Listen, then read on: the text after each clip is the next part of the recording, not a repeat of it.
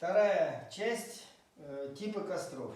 Представляем вашему вниманию комбинированный костер. Внизу у нас колодец классический. Здесь два слоя, может быть до 3 слоев. А сверху уже шалашиком тонкие короткие дровишки, перемешку с берестой, с картоном, там, ну что есть у вас, с тонко колотой лучиной, со стружкой какой-то длинной. И у нас в данном случае береста. Мы решили для съемок использовать надежный растопочный материал. Поэтому в нашем случае это береста. Картон тоже есть у нас тут.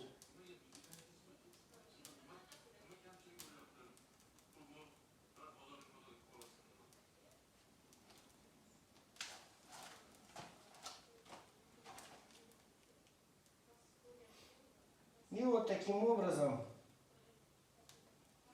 у нас на деревянном основании сложен шалаш. Это рекомендуемый тип костра для камина по Румфорду.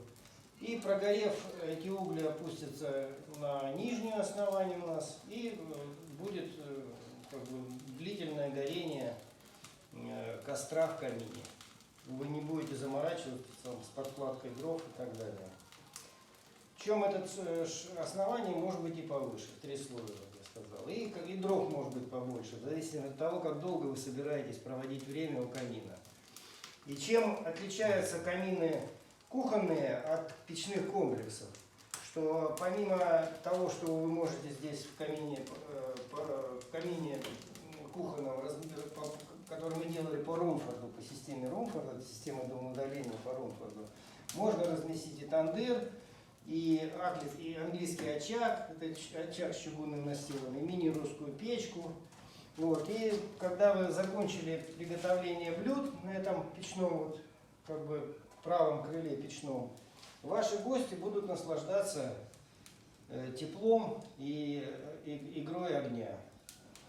Спасибо, благодарю за внимание. То есть, если вы решаете в какой-то вашей беседке поставить просто традиционный кухонный комплекс, как будто представьте, что камина нет, а это ваш кухонный комплекс. То есть, закончив приготовление на кухонном комплексе, вы не сможете, имея только этот кухонный комплекс, вы не сможете наслаждаться теплом камина, который предоставляет кухонный голландский камин, дополненный системой домоудаления по Румфорду. Благодарю за внимание.